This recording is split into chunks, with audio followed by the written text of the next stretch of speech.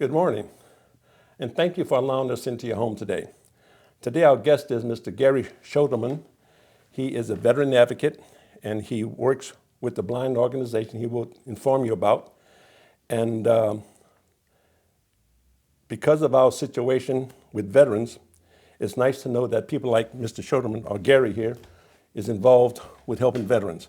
So Mr. Gary, nice to have you on board, my friend. Thank you. Thank you for inviting me. Okay, tell me, just what it is you do.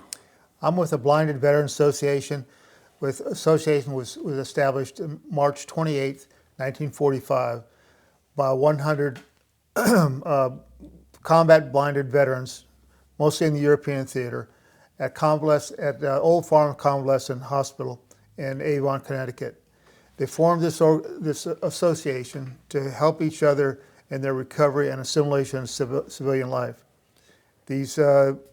These heroes established the history, philosophy, education, and rehabilitation methods for the blind, not only veterans, but all blind.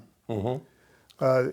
They have, in 1946, General Omar Bradley, who was then head of the Veterans Administration, authorized the BVA, the Blind Veterans Association, to represent blinded veterans and low vision veterans to the VA in their appeals, in their claims and appeals. Okay, okay.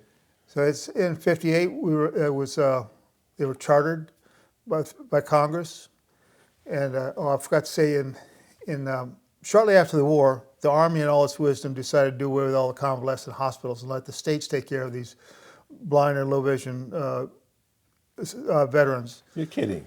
No, and Louisiana didn't get a residential rehab center here until the mid '80s. You're kidding. The one in Lafayette, affiliated blind. But anyway, the BVA convinced VA that they should open a residential blind rehabilitation center. On July 4th, 1948, they opened one at Hines, Illinois, which is just outside of Chicago. Okay. And this was the first of 13 that eventually, with Korea, Vietnam, and our war on terror, brought a lot more veterans who had lost some or all their sight. Okay, okay. And you go to these rehab centers, and it's just complete training. You learn mobility, how to get along, and whether you're totally blind or low vision, or partially, or just legally blind, they teach you how to use the cane or a dog. Some prefer a dog, but they still have to have the cane skills. How to get around with the cane. I mean, going up and down stairs, going down the street, getting on and off a bus, whatever. Whatever you would do in normal life. You learn cooking, sewing. At that time, they showed us how to do a lot of ironing. Now, thankfully, we have permanent press, so most of us don't have to iron anymore. and just all the skills you need. When I first went through, they taught us Braille, and they had something new called the CCTV. They didn't have the talking computers. Well, they had just brought out the talking computers, but they were rather expensive. It was about $50,000 at that time. Yes. So they didn't issue those. The VA didn't. They did not invest in that at all. No. Nowadays, everybody gets a computer. You get some training on the computer. Personally, I can't see the screen. I don't see the screen. Mm-hmm. So I have what they call a screen reader, something called JAWS. So it reads everything it's supposed to read everything on the screen. Sometimes it misses a few things here and there. But it's a computer, and it works. And I can keep up with emails, with messages, with writing the articles I need to write. But the BVA works very closely with the VA. And one of the things that most people don't realize that the VA will help the veteran, whether it's service-connected or non-service-connected, once you start losing your eyesight. They'll send you these schools, they'll send you up different equipment, so you don't have to be service-connected. No, that's unusual. Yes, so one of the very few things Yes. that's, and you're catastrophic, it's considered catastrophic injury, so you immediately get all the benefits from the VA. Okay, all that's good. All the health, yes, Yes. all the medical, and they'll send you to school or give the equipment you need to get along, and hopefully send you to school. Some don't want to go to the school, don't feel they can leave. Some are still working and can't leave their job for 4 to 6 weeks. So they do some in-house training with them. Okay. It's a great program. It's helped me a lot. It's helped most of the people that I know of quite a bit. So it's and there's 13 blind rehab centers now throughout the country. Our Just closest, 13? Yes, 13. Yes, our closest one is in Biloxi. And That's, never mind. Go ahead. well, that's it's a big. The one in Biloxi can have up to 22. I think it's 22 patients. They have 22 beds, but it's pretty extensive. There's a large staff. But to say just 13 throughout the country, Yep. that doesn't make any sense. Because That's I'm going to put it like this. The veterans of World War II, the Korean, and the vets of the Vietnam era who wants to get involved with the vets, who wants to get involved with the VA, they made a commitment to try to help veterans, okay? yes, I'm surprised to know to the extent that they're willing to do that for the blind, okay? Service-connected or not service-connected. Because right now, the one major question that the VA asks, are you service-connected? yeah, And if you're not service-connected, you may get service, but to say compensation or something like that, you're left out there in the cold. yes, You have to prove that you have a service-connected disability. or you make too much money. Or you make, Yeah, well, that too. But what I get upset, okay, and frustrated because we went into the military. When we swore our hand to the American Legion flag in the United States, we became government property. We had no say-so where they could send us or how they send us and everything else. So to me, they should also unconditionally help veterans, period. yes, But as we all know, at least as of the Vietnam era, we became like stepchildren after the Vietnam War. yeah, Because we were treated with disrespect and spit upon, called baby killers and everything else, and Congress was no better for us. But it wasn't until several years ago when the 40 veterans from the Phoenix Health Center died just waiting for an appointment. yes, yeah, That's when the VA started to change because the public got involved because they finally found out what was happening to the veterans. So Yep. the VA has changed and is changing, but it's at a snail's pace, yes, you know. So I'm really surprised to the extent that they are doing something beyond for the blind. I mean, yeah. I'm just kind of caught off guard, to be honest with you. And a lot of, we have, fortunately, we don't have a lot of the younger veterans or younger soldiers getting injured in battle or in combat, because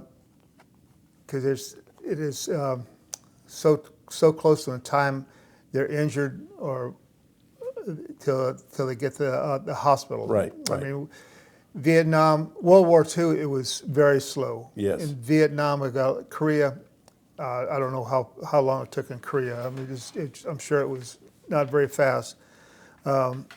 Vietnam, it got better and better with the helicopters. You could Yes. get in and get them Get out. out, yes. Get them to a hospital. You go straight from the field to the hospital.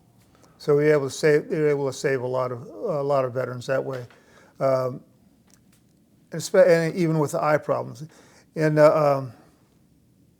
Iraq and Afghanistan, they said that 1 out of every 16 soldiers had some sort of eye injury. Mm-hmm. And it's eye injuries come from a lot of different things. Explosions. Yes. An explosion nearby will cause TBI, traumatic brain injury, which can affect the vision. We have, and now with the World War II veterans are almost gone. Korea, Yes. and Vietnam, they're all getting up in age, except you and I. We're still. Yeah, we're still youngsters. That's it.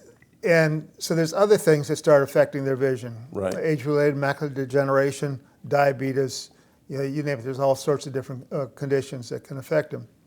And they can go straight to the VA. You ask for the visual impairment specialist team coordinator, the VIST, and they'll put you in touch with them, and they'll get you set up with an eye exam and start you in the system. I've been to the one in Biloxi a couple times. The last time was about 10 years ago. And they had one guy that was coming in there for his first time getting some basic training. He was 95 years old. 95 years old. Yeah. So it's age is no limit. No limit, no problem. It's one thing, the eye diseases are, they don't discriminate against anybody. No. It Age, doesn't matter. race, sex, whatever. It's. I'll tell you what, though, one thing you did say, that getting the veteran off the field to the medical department Right. is a lot better now, because it doesn't take them that much time because of helicopters. Yeah. And that helps out there.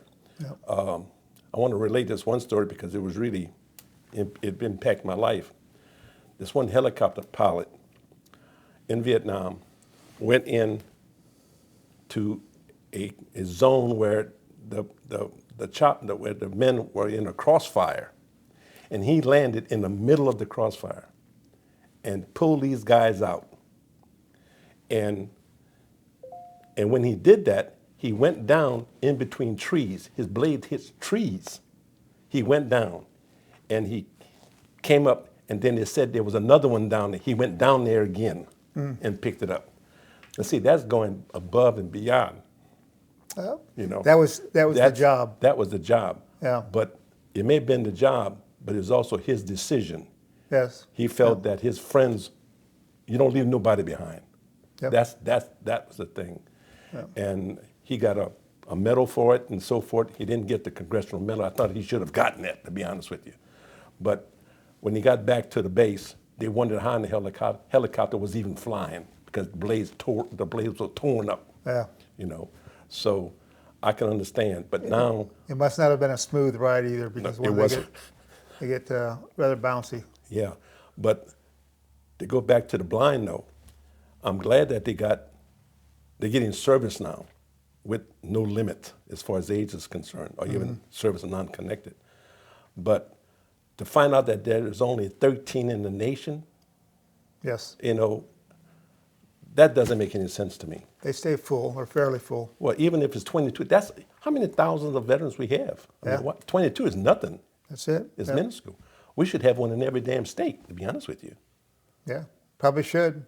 But the numbers are going down. It's right now it's up because the Vietnam veterans We're are getting older, yes. getting older, and once we're gone, then fortunately we haven't been in a combat situation like we were in Vietnam for a number of years. I mean, it was I had the ones that are in Afghanistan and Iraq. They went through their hell, but Yes, they did. They didn't have the numbers. Okay. There weren't the number of soldiers that went over there like was in Vietnam. Okay. I don't know how many. I forget what the number that of GIs that went to Vietnam, where there was It was 3, 4, thousands. 5 million. It was a lot, and When I was there, there was 500,000 soldiers. well, all I do know is about 56,000 of us that died. Yeah. Yeah. It's on the wall, and even that's not good enough. There's a lot that died after that Yes. from wounds or from other things that happened to them. Well, another thing, that's something else you brought about the wounds. A lot of issues came up because of Agent Orange, Yes.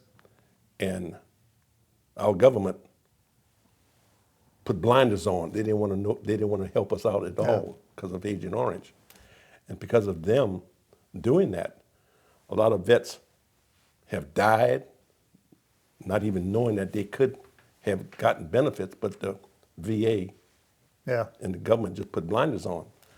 And it has taken 50 years, for instance, that they, up until because of the PAC Act, Right. the U.S. Navy veterans of the Vietnam era, it's off the coast of Vietnam and in the bayous and the harbors and so forth. 50 years later, they now are able to go for presumptive diseases. 50 years later, Yes. how many of us are dead? Oh yeah. You know? I have a good friend of mine that died about 3 years ago in Baton Rouge, and I know it was Agent Orange. I mean, he had everything you can imagine that Agent Orange has. He had, from prostate cancer to other cancers, and finally lung infection, diabetes. Mm-hmm. And he passed. I said, I kept asking him to go to the VA. He said, oh, I tried that once before a few years ago, and they wouldn't have anything to do with me. So his wife, Well, he could have had that nice little. Well, I put it like this: I can identify with him Yeah. because when I got out of the Navy in '70, had my last physical in New Orleans, at the VA hospital, I told the doctor, I said, now that I'm finished, when I get sick, I'll be back to see you, Doc. And he said, no, you won't. I said, what you mean, no, I won't? He said, for you to come back in this hospital, you have to be halfway dead. I said, look, I just got back from Vietnam. Don't tell me. And he just walked away. Yeah. And it wasn't until 2010 I finally got into the VA health system. Yeah. I didn't give up. I went over a period of time, but I didn't give up. Yeah. So for me, the best advocate for a vet is concerned is themselves. Don't Right. just sit there. Yeah. And that's why a lot of the Vietnam vets don't want to have anything to do with the VA or even the government. They prefer being homeless because of the way they were treated. Yes. Yeah. It was not pleasant. Not pleasant. It wasn't pleasant. And I'm sure you have testimony and friends and everything else, but we need to be taken care of. And I'm glad to know that the VA have gone above and beyond as far as with the blind Yes. vets that have having trouble with their eyes, because we all need to be included. Yeah. Oh, yeah. No, I never had anything to do with the VA until I lost my vision. And fortunately, the optometrist I was dealing with at the time, he was also the optometrist for the VA in New Orleans. Okay. And he got me into the system right away. And so I had no problems. It was just, everything went smooth. But I had no problems getting in the system. I had plenty of problems. But Yes. it was an experience. Yeah, well, for myself, since I got into the system, I can't complain. They have helped me. Yeah. And they've been there for me, okay? But in the past, it was a different culture at that time, a different generation. Yeah. I'm sorry to say, the generation that's running the country now is us. We were the flower children generation, with all kinds of crazy ideas. But the bottom line is, veterans have sacrificed blood, sweat, and tears for this country. Yes. And we're still fighting just to survive in the country. And we shouldn't be doing that. And each one of the veteran service organizations, whether it's American Legion, VFW, Blinded Veterans, all have a service officer in their organization that will help you get through the VA paperwork, the VA red tape, and whether it's just to get into the VA or to file your claims. Yes. So, make sure you use them. Well, I put it like this. What I found when I was a DVOP, Disabled Veterans Outreach Program Specialist, when I was working with the Louisiana Workforce Commission, Uh-huh. I had insight, into the Department of Veteran Affairs. They got program and processes that veterans have no idea, have no knowledge of. And the thing about it is, it's the process part that stops a lot of veterans. Because you apply, you get denied. If you apply the first time, you're automatically going to get denied. It may take a year just to get denied. And then you got to go through the process, 3 different appeals process. You may go through 3-4 years. okay? But I tell veterans, especially the Vietnam veterans, don't just sit there. Do something. Oh yeah, bang on that desk. Yeah. Don't just knock on the door, kick it open, and go in and you served your time. You did your Yes. duty, whether you were drafted or enlisted. Right. And we lost a lot of people, and you deserve the right for the medical treatment and what others are required. Yeah. On my website, I got a video of about 15 Medal of Honor winners sent a letter as to reasons why they fought and believed and willing to die for America. Uh-huh. And I have it, all 15, on my website in a video. And they all said the same thing. Today, if we have to, we will die for America. Oh yeah. So the thing is, it's because veterans are the reason as to why we have a free America today. Yeah. And I'm sorry to say that a lot of people, domestic terrorists and foreign terrorists, want to destroy this country. But we need to start standing up and fighting for America again. Yeah. Oh yeah. Because a lot of these, I hate to say it, a large portion, a good portion of our public is against even the rule of law, the way things are going down. And for veterans, it's atrocious to us that we fought for something and watching people just throw it away. Yeah. So I'm glad that we are involved with an organization that's willing to help. It's changing, but we have to keep on fighting. Right. And what you're doing, look, I know you go to a lot of different organizations and your speaking engagement and everything else, but the main thing though is to get information out there to the veteran community. That's it. It's like with the VA helping the blind and non-service connected. A lot of the VA personnel don't even know about that. I didn't know about it. I've gone to well, we were talking before about the Secretary of the Louisiana Department of Veterans Affairs. The name slips my mind, but the first time I went there to meet him, and I told him about that, and he says, I just went through 2 weeks of training. He had just taken over from Colonel Strickland. Okay. And he says, I just went through 2 weeks of training and nobody ever mentioned anything about this. So now hopefully each parish has at least one agent from. Yes. And hopefully they all know about it now. Well, in each parish, there's one office in every parish. There's supposed to be still remaining anyway for VSO officers. Yeah. And but I got involved with them as well for my claims and so forth. Took some time, but you would go in, first come, first serve. So if you sit up there for an hour, 2 hours, 3 hours, you're willing to wait to get to your turn. All right. Well, now it's by appointment. Yes. Well, if you need something done, I've called recently just to be checking, and it's 2 and 3 weeks before you get an appointment.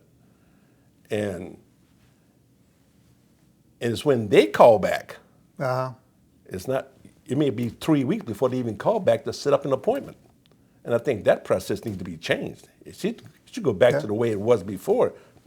Vet walks in and willing to wait 6 hours if need be to talk about my claim, or my issues. I had that problem once before, Well, one time, and I didn't get a call back within a week. I called Baton Rouge, the secretary's office, and complained over there and I got a call 2 days later. But I've had problems with the VA before too. They wanted me to go to Alexandria to get an X-ray. I said, and this is 4 or 5 when Bustani was still a representative, and I kept arguing with them. Saying we have plenty of X-ray people here in Lafayette, or even in Brobridge. And some of them have to be in that community cares or whatever program they had at the time.